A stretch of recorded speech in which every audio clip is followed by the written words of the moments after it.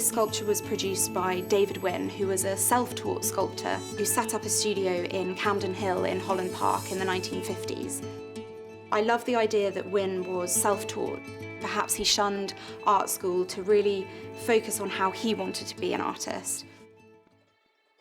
I think David Wynne is an interesting artist in many senses. Soon after setting up his studio in Camden Hill, he was commissioned to sculpt the four heads of the four members of the Beatles. He's very well regarded also for his commissions from the royal family. He was commissioned to produce the Queen Elizabeth gates in Hyde Park and also Guy the gorilla from London Zoo. The Boy with the Dolphin is one of London's most recognisable landmarks. It's a really iconic piece of British sculpture. It's 13 feet high and situated on Albert Bridge in Chelsea on Cheyne Walk.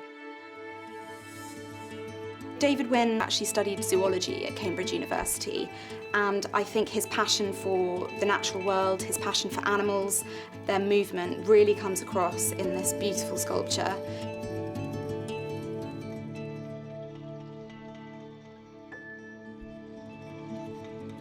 Technically, it is a piece of brilliant sculpture. Wynne has used a double cantilever method, which is essentially 2 points that are balancing each other to create this defiance of gravity. Despite the fact that we're not underwater, you really get a sense of movement.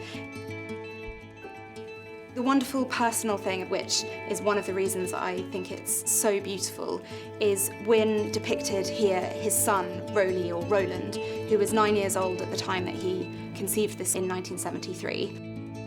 And then in 1975, 2 years later, he produced the final monumental version. So this, I think, is a chance to own a really sensitive piece of iconic British sculpture